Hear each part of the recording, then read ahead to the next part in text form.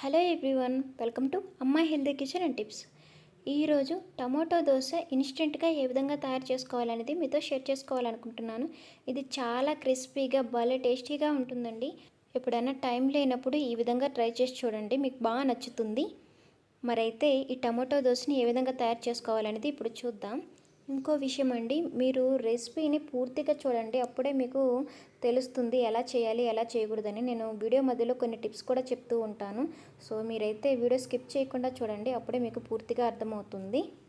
ఇంక ఇప్పుడైతే స్టార్ట్ చేసేద్దాం. ముందుగా ఒక మిక్సీ జార్ తీసుకుని అందులో 1 కప్పు వరకు టమాటో ముక్కల్ని యాడ్ చేసుకోవాలి. ఇందులోనే 3 ఎండుమిర్చి, 1 ఇంచు అల్లం ముక్కను కూడా యాడ్ చేసుకొని వాటర్ ఏమి వేయకుండా బాగా మెత్తగా బ్లెండ్ చేసుకోవాలి. చూడండి, ఈ విధంగా ఇలా బ్లెండ్ చేసుకున్న దీన్ని ఇప్పుడు ఒక బౌల్లోకి ట్రాన్స్ఫర్ చేసుకోవాలి. ఇప్పుడు ఈ మిక్సీ జార్లో కొద్దిగా వాటర్ పోసుకొని మిగిలిన పేస్ట్ను కూడా యాడ్ చేసేసేయండి. ఇప్పుడు మనం ఏ కప్పుతో అయితే టమాటా ముక్కలు తీసుకున్నామో అదే కప్పుతో 1 కప్పు వరకు ఉప్మా రవ్వని యాడ్ చేసుకోవాలి. ఇంకా 1 కప్పు బియ్యం పిండి, 1/2 కప్పు వరకు గోధుమ పిండిని యాడ్ చేసుకోవాలి. ఇంకా తగినంత సాల్టు, 1/2 టేబుల్ స్పూన్ జీలకర్ర, ఇంకా 1 కప్పు వరకు కట్ చేసి పెట్టుకున్న ఆనియన్ ముక్కలు కూడా యాడ్ చేసుకోవాలి. ఇప్పుడు వీటన్నిటిని బాగా కలుపుకోవాలి. ఇప్పుడు వాటర్ కొద్దిగా యాడ్ చేసుకుంటూ బాగా పల్చగా కలుపుకోవాలి. ఈ దోశకి పిండి ఎంత పల్చగా ఉంటే అంత క్రిస్పీగా దోశలు వస్తాయండి. సో చూడండి, ఇలా కలుపుకున్న తర్వాత ఇప్పుడు మనం మూత పెట్టేసి ఒక 10 నిమిషాలు నాననిద్దాం. 10 నిమిషాల తర్వాత చూడండి, పిండి అనేది కొంచెం చిక్కగా ఉంటుంది. ఇప్పుడు మరికొన్ని వాటర్ పోసుకొని బాగా పల్చగా కలుపుకోవాలి. చూడండి, ఇలా పల్చగా ఉండాలి. ఇప్పుడు స్టవ్ మీద ఒక ప్యాన్ పెట్టుకుని అందులో ఒక 2 డ్రాప్స్ వరకు ఆయిల్ వేసుకొని ఇలా ఒక టిష్యూతో తుడుచుకోవాలి.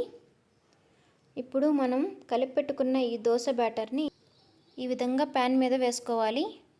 మనం నార్మల్ దోశ వేసినట్టు వేసుకొని స్ప్రెడ్ చేయాల్సిన అవసరం లేదండి. ఇలా కొద్దిగా ఎక్కడైనా గ్యాప్స్ ఉంటే ఫిల్ చేసుకుంటూ ప్యాన్ మొత్తం అయ్యేలాగా చూసుకోవాలి. చూస్తున్నారు కదా, ఈ విధంగా. ఇప్పుడు దీనిపైన కొద్దిగా ఆయిల్ స్ప్రింకిల్ చేసుకొని మంటని మీడియం ఫ్లేమ్లో పెట్టుకొని బాగా ఎర్రగా కాల్చుకోవాలి. చూస్తున్నారు కదా, ఇలా క్రిస్పీగా అయ్యే వరకు మనం కాల్చుకోవాలి. ఇప్పుడు దీన్ని రివర్స్ తిప్పాల్సిన అవసరం లేదండి, ఇలా ఒక సైడ్ కాలితే సరిపోతుంది. ఈ దోశ తీసేటప్పుడు నాకు చెయ్యి వాటం లేక నేను రివర్స్ తిప్పుకొని దోశని తీసేస్తున్నానండి. సో ఇంకోటి కూడా వేసి చూపిస్తాను చూడండి. మునుపట్లాగే ప్యాన్కి కొద్దిగా ఆయిల్ స్ప్రెడ్ చేసుకొని బాగా తుడిచేసిన తర్వాత ఇప్పుడు మనం దోశ బ్యాటర్ని వేసుకోవాలి. మనం దోశ వేసిన ప్రతిసారి కూడా పిండి అనేది చిక్కబడుతూ ఉంటుందండి. సో అలా చిక్కబడితే దోశ అనేది బాగా రాదు, క్రిస్పీగా ఉండదు. కాబట్టి మీరు వాటర్ వేసుకుంటూ ఇలా పల్చగా ఉండేటట్లే చూసుకోండి పిండి అనేది, అప్పుడే దోశలు అనేవి క్రిస్పీగా వస్తాయి. చూసారు కదండి, టమాటో దోశలు ఇన్స్టెంట్గా ఏ విధంగా తయారు చేసుకోవాలనేది. ఇవి చూడడానికి కూడా చాలా కలర్ఫుల్గా ఉంటాయి కాబట్టి పిల్లలు కూడా చాలా ఇష్టంగా తింటారు. ఇంకా ఇవి వేడిగా వేసుకొని తింటే ఇంకా బాగుంటుంది.